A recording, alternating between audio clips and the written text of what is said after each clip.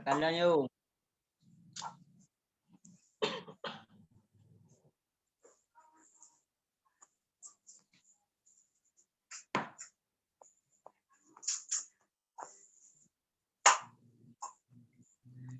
Pak, nggak ada suaranya, Pak.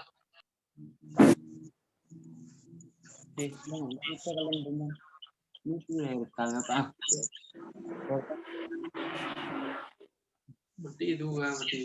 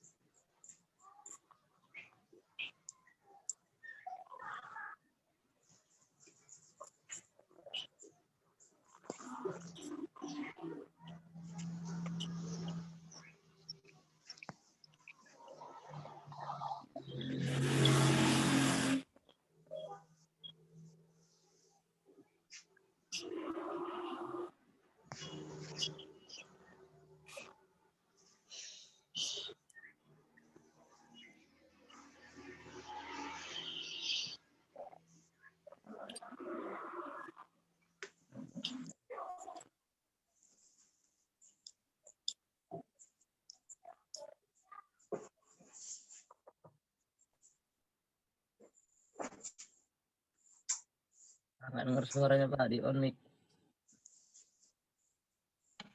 Suaranya, Pak. Pak di mute Pak.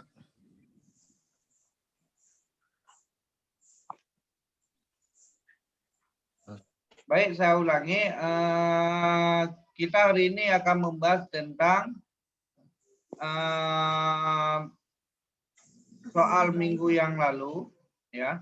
Soal minggu yang lalu yang membahas tentang investasi dan saving atau kurva IS LM, ya. Nah, kurva IS dibentuk oleh dua kurva. Yang pertama adalah kurva investasi. Ya, yang satu lagi adalah kurva pengeluaran, membentuk kurva IS.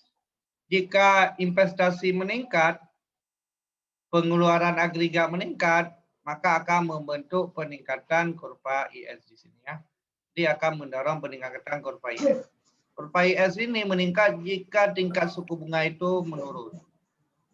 Ya. Kenapa demikian? Karena dengan suku bunga rendah akan mendorong peningkatan investasi, gitu ya. Selanjutnya, pendapatan masyarakat akan meningkat jika ada kebijakan pemerintah misalnya menurunkan pajak. Maka di kurva IS ini dia lebih berperan ke kebijakan fiskal. Jadi kebijakan pemerintah dalam meningkatkan penerimaan dan pengeluaran negara. Kalau pajak ditingkatkan berarti konsumsi masyarakat menurun atau pendapatan disposable masyarakat itu menurun. Kalau pendapatan disposable masyarakat menurun, dampaknya adalah daya beli masyarakat menurun. Menurun daya beli, maka berdampak terhadap pendapatan dari perusahaan-perusahaan karena jumlah barang dan jasa yang diproduksi juga menurun.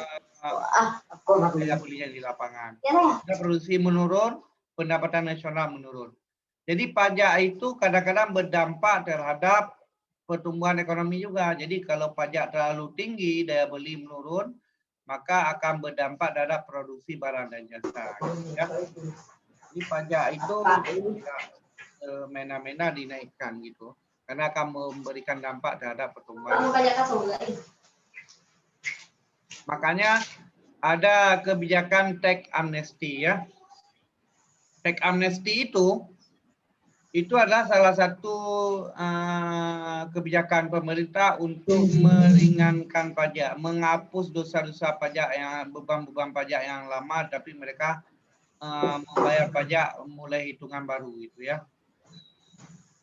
Nah, kalau kita lihat rekayasa dinamika perekonomian, mungkin kita bisa menonton film yang diceritakan dalam film Sexy Killer, ya. Sex Killer, ya. Sex Killer itu itu berawal dari sepasang pengantin baru yang bulan madu. Tetapi yang jadi isi pentingnya itu bukan masalah bulan madu yang bulan madu pengantin baru, tetapi masalah dari energi atau lampu yang digunakan, dari lampu. Nah, awal masalahnya bukan dari listrik, tapi kenapa listrik itu bisa dihidupkan? Listrik bisa dihidupkan itu berawal dari adanya PLTU. PLTU adanya tambang batubara. Tambang batubara bagaimana gap antara tambang batubara PLTU dengan kompleks pemukiman masyarakat. Jadi itu bagaimana kita melihat dampak mengejar pertumbuhan ekonomi tetapi menyengsarakan masyarakat itu adalah dampak dari pertumbuhan industri. Nah, siapa aja yang sudah pernah menonton film Gap Killer ya, Sex Killer, Sexy Killer ya. Ada yang pernah nonton? Belum, belum. Jadi nanti kalau kita nonton di YouTube itu, mungkin yang paling besar marahnya itu adalah Luhut Binsar Panjaitan ya. Karena kenapa? Di situ diungkapkan bahwa perusahaan batubara yang paling banyak bermain di Kalimantan itu adalah Luhut Binsar Panjaitan. Jadi bermula dari seorang meneliti tentang gap antara tambang dengan masyarakat. Dia mengelilingi Indonesia dari mulai Jawa, sampai Kalimantan dan Sumatera. Dia membuat sebuah film antara gap mengejar pertumbuhan ekonomi dengan dampak buruk terhadap masyarakat, gitu ya. Dia membuktikan dengan data-data empiris di lapangan. Dan itu bisa kita jadikan sebagai wawasan kita dalam hal membandingkan pertumbuhan ekonomi dengan mengejar pertumbuhan ekonomi dengan memanfaatkan sumber daya alam secara maksimal ya. Nanti bisa ditonton ya. Ferdi ya. Nanti duduk di warung kopi, download, nonton nanti. Untuk menambah wawasan.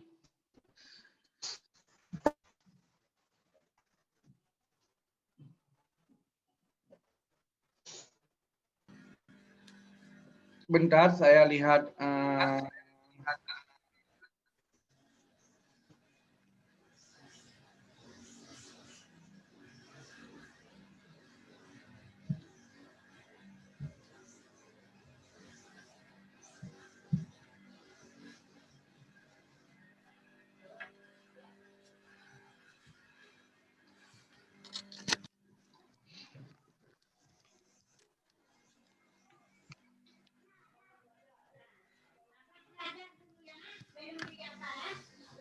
Bentar ya, saya lagi buka PowerPoint satu lagi tentang pembahasan kurva IS dan LM ya.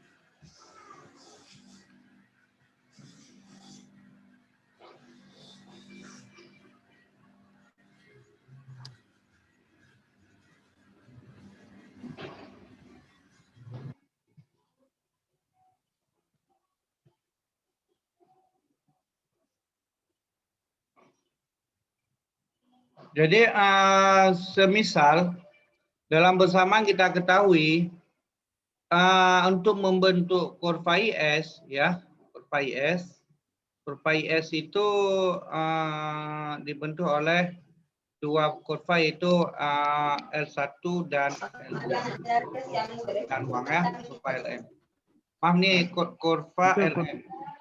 itu kurva LM, Pak kan? Kurva LM, maaf, sorry. Jadi Ya, Pak. permintaan uang itu kita sepakati kemarin ada dua, ya. Yang pertama adalah permintaan untuk transaksi dan berjaga-jaga, ya.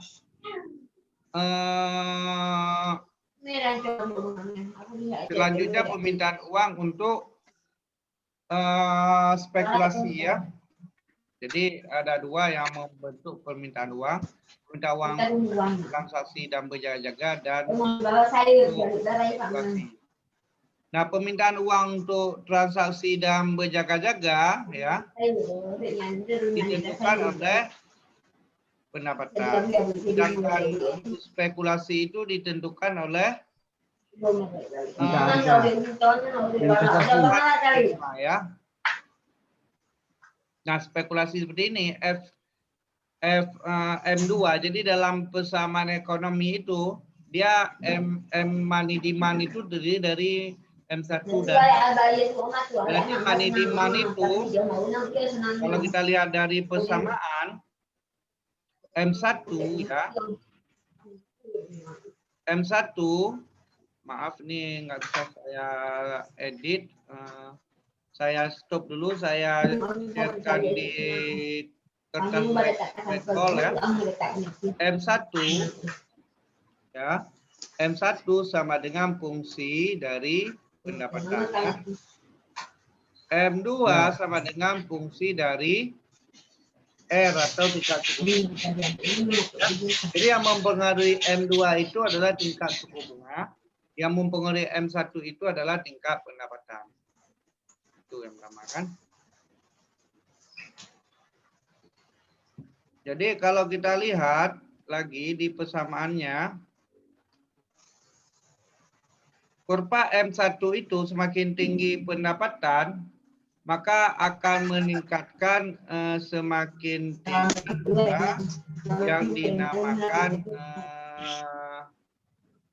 semakin tinggi pendapatan, semakin tinggi yang disebut dengan konsumsi, ya. Konsumsi akan meningkat jika pendapatan meningkat. Jadi kalau kita tarik kurva seperti ini adalah kurva pendapatan akan meningkatkan jika pendapatan meningkat akan meningkatkan yang namanya transaksi dan konsumsi, gitu ya. Sedangkan kurva dari investasi dan maaf ini pendapatan ini konsumsi tambah investasi dan suku bunga dipengaruhi oleh tingkat investasi. Investasi mempengaruhi tingkat suku bunga, ya. Jadi investasi suku bunga, ya, suku bunga mempengaruhi investasi. Jika suku bunga naik, suku bunga dilambangkan dengan R atau rate, ya, bahasa Inggrisnya. Suku bunga naik, ya, suku bunganya naik, maka investasinya naik. Iya, Pak, turun, Pak. Kan? Jika suku bunga turun, maka investasi akan naik. Oke. Itu persamaannya, ya. Ya.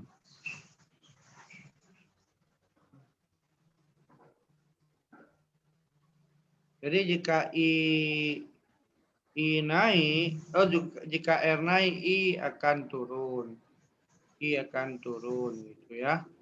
Jika I turun, jika R turun, maka I akan naik.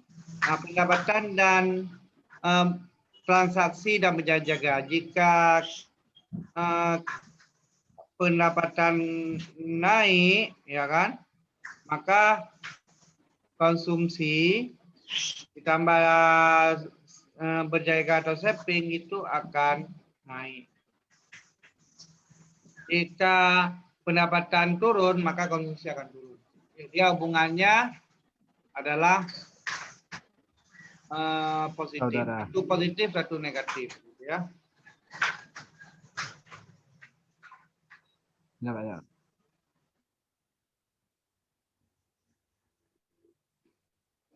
Ini nampak poin Bapak? Nggak nampak nih, Pak. Belum nampak ya. Jadi, 1M1, 1M2. M1 itu berarti transaksi dan berjaga-jaga. M2 adalah spekulasi.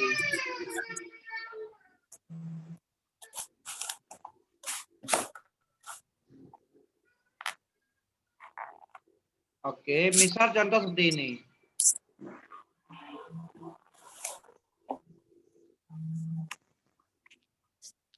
Nah, kurva penawaran uang ya, penawaran uang sebagai jumlah uang yang beredar, uang kartal yang ada di tangan masyarakat bukan di bank. Ya. Atau jumlah uang kartal dan gira di luar sistem moneter yang dimiliki oleh swasta domestik. Pemerintah dapat mempengaruhi jumlah uang yang beredar melalui dua kebijakan.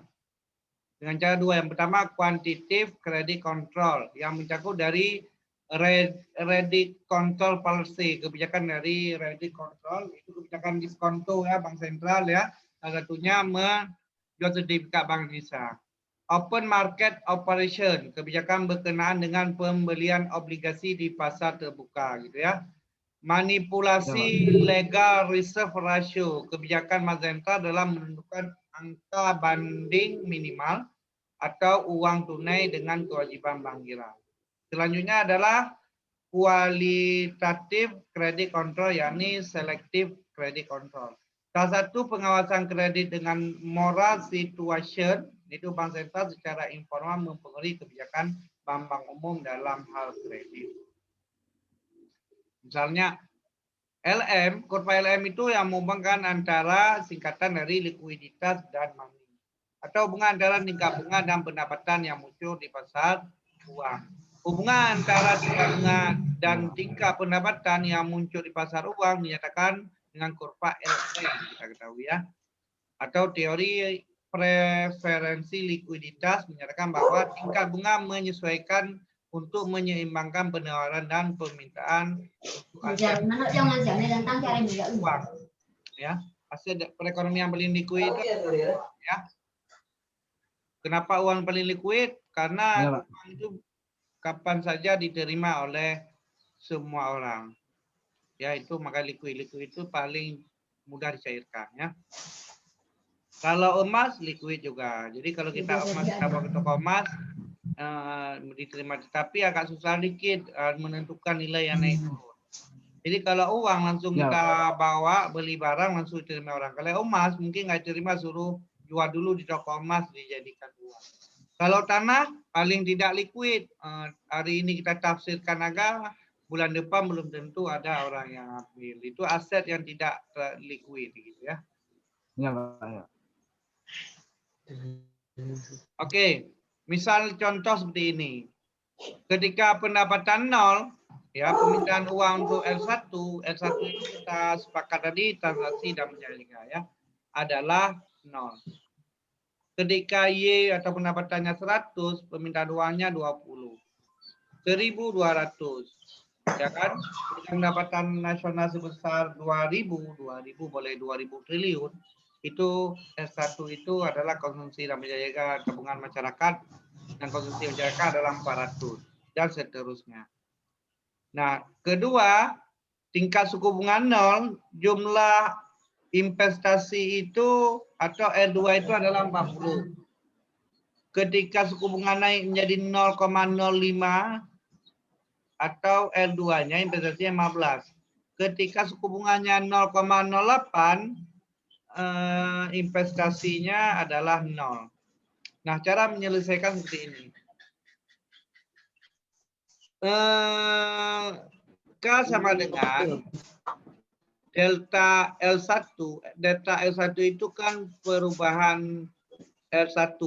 Jadi L1 itu perubahan dari misalnya 100 ke 1000, ya, berubah dari 200 ke 20 ke 200, atau dari 1000 ke 2000 berubah menjadi 200 ke 400, berarti meningkatnya adalah 200, gitu ya. Kalau dari 100 ke 1000 meningkatnya adalah 800, gitu ya, deltanya.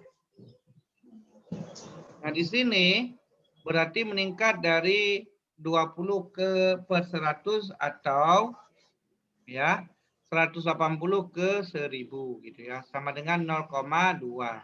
0,2 itu dari mana? Dari nilai 200 ya kurang 20, gitu ya, dibagi dengan 1000, gitu ya. 1000 nilai ketika pendapatannya 1000, peningkatan L1-nya adalah 200. Jadi dari 20 ke 200 itu adalah 180. Jadi nilai L2-nya sama dengan 0,2. Nah, M0, bagaimana menentukan M0? M0 itu adalah nilai investasi ketika tingkat suku bunga sama dengan 0. Pada suku bunga sama dengan 0, investasi itu adalah 40. Sementara delta dari L2 per delta L1 sama dengan nilai ini dikurang nilai yang ini. Kalau kita lihat nilai 15 ini adalah ini dikurang ini dibagi ini dikurang ini, ya. Dapat adalah min 500. Kita dapatkan persamaan L2 adalah 0,25, gitu ya, 0,25. Nah, ini tadi salah. Ini seharusnya meningkat menjadi 900, ya. Ini 900 ya. Dari 100 ke 1000 meningkatnya berapa? 900, ya. Dapatnya 0,2 atau 0,25.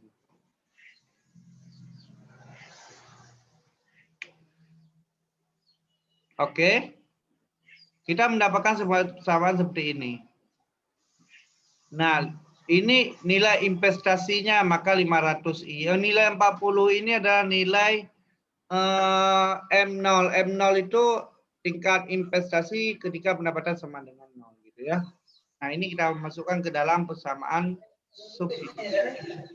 Nah, setelah kita masukkan dalam sebuah persamaan R sama dengan 0,2Y tambah 40 min 500, M sama dengan 200, ya. Ditanyakan dan M sama dengan 200. Berapa bagaimana persamaan LM ketika penawaran uang sebesar 200, baik 200 rupiah atau 200 triliun, gitu ya. Jadi dengan persamaan ini 0,2Y tambah 40 min 500i sama dengan 200. 0,2Y sama dengan 200 kurang 40. Jadi 200 ini bisa kita pindahkan 40 plus 40 kita pindahkan sebelah kanan sama dengan dia jadi min. Min jadi plus, plus jadi min kalau kita pindahkan ke sama dengan, ya. Kanan. Dari sebelah kiri ke sebelah kanan. Dari ruas kiri ke ruas kanan, min 500i menjadi plus 500i. Dari mana? Min 500 ini karena kita pindahkan ke ruas sebelah kanan, dia menjadi plus, gitu. Plus 40 karena kita pindahkan ke ruas kanan, dia menjadi min. Itu dalam model persamaan matematika. Nanti kalau nggak paham belajar lagi matematika di buku-buku di SMA atau di, ya, gitu ya. Nah, 160 gitu. Dikurang adalah pengurangan dari 200 kurang 40. Ya. 0,2Y sama dengan ini. Jadi persamaannya adalah Y, ya kan? sama dengan 160 ini dibagi 2, dibagi 0,2. Makanya dapatnya 800. Kalau nggak percaya, dicari sendiri. 160 bagi 0,2 itu sama dengan 160 dikali 4 dibagi 1. Itu cara carinya. Gitu ya. Dapatnya 0,2 berarti 5. Sama dengan 1/5 atau 800 dikali 5 dibagi 1. Dapatnya 8. 160 dikali 5 dibagi 1 atau 160 dibagi 0,2. Kalau ditekan kalkulator langsung keluar 800. 500 dibagi 0,2 dapatnya 2.500 I gitu ya. 1.500 itu dari mana? Dari 500 dibagi 0,2 atau kalau kita carikan dalam persamaan pecahan 2,5 dibagi dengan 1/5 gitu kan. 500 dibagi 1/5 ya. Atau 250 dikali 5 dibagi 1 gitu. Dapatnya adalah 2.500. Jadi 500 dibagi 0,2 dapatnya 2.500. Maka persamaan LM ketika kebijakan pemerintah mengeluarkan jumlah uang beredar sebesar 200 miliar, maka akan terjadi keseimbangan baru di mana M1 dan M2 atau M0, M otonom adalah jumlah permintaan uang yang tidak dipengaruhi oleh tingkat suku bunga adalah 800. Sementara jika meningkatnya suku bunga sebesar 1%, maka akan meningkatnya pendapatan nasional sebesar 2.500. Ya, udah siap nih. Jadi atau 2.500 miliar, setiap meningkatnya 2.500 miliar akan meningkatkan 1% tingkat suku bunga. Nah, persamaan kurva, jadi kurva LM itu pendapatan nasional akan mengikuti perubahan tingkat suku bunga. Ya. Sehingga Y sama dengan 800 plus. Kalau plus dalam persamaan linear, jika tanda plus berarti kurvanya positif. Artinya jika I naik, Y juga naik. Dalam kebijakan moneter, jika tingkat suku bunga naik, maka pendapatan nasional naik. Tapi dalam kebijakan fiskal, jika tingkat suku bunga naik, gitu ya, tingkat suku bunga naik, maka pendapatan nasional akan turun. Kenapa demikian? Karena suku bunga di pasar barang atau kebijakan fiskal, dia berhubungan dengan investasi untuk menghasilkan barang dan jasa. Sedangkan suku bunga di pasar uang itu menyangkut dengan tingkat tabungan dan spekulasi masyarakat. Jadi semakin tinggi tingkat suku bunga, maka spekulasi masyarakat itu semakin tinggi di pasar uang. Orang menabung, orang menginvest ke pasar uang semakin tinggi, sehingga jumlah uang akan tinggi, akan berpengaruh terhadap jumlah investasi juga. Jadi uang yang tinggi di pasar uang diarahkan untuk dibawa kepada investasi dalam masyarakat, ya. Sehingga ada keseimbangan kurva IS dan LN, yaitu tingkat suku bunga yang menyeimbangkan pendapatan nasional atau tingkat suku bunga yang akan menyeimbangkan pasar uang dan pasar modal. Seperti penawaran uang dan penawaran permintaan dan penawaran, ya, kurva permintaan dan penawaran. Nah, contoh selanjutnya sudah Bapak tuliskan di bawah ini, nanti saya bagikan ke grup, ya. Inilah pembahasan kurva LM. Belajar ekonomi makro, dia penuh dengan hitung-hitungan, kurva dan persamaan. Belajar ekonomi makro juga mudah dan menyenangkan dengan contoh-contoh praktis, ya. Mungkin waktu kita tinggal 3 menit lagi. Jika ada pertanyaan yang kira-kira belum ngerti, nanti kita terima di WhatsApp, ya. Oke. Sebelum saya akhiri, saya akan foto atau screenshot, print screen ya. Kalian saya bagikan di WA ya. Supaya terdokumentasikan kegiatan perkuliahan kita hari ini. Yui. Oh, sana. Enak, sana ya. Semua buka kamera karena nanti nggak hadir kalau kalian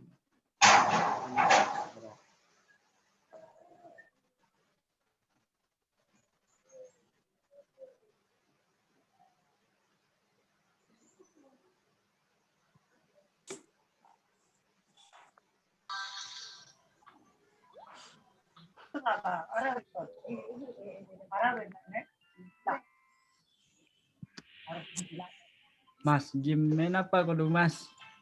Ah, Ngapain kau main apa itu? Main game?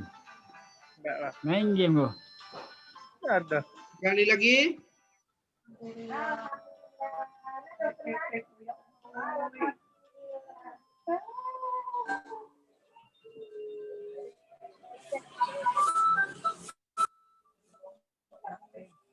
Tua.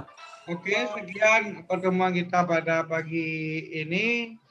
Terima kasih telah bergabung dengan mata kuliah Bapak di Zoom meeting ya. Bagi yang tidak hadir boleh melihat kembali di channel YouTube Bapak. Jangan lupa Di like like, and subscribe. Oke, sekian. Waalaikumsalam. Bagikan link YouTube Pak. Woi, tu buah. Gue mencip.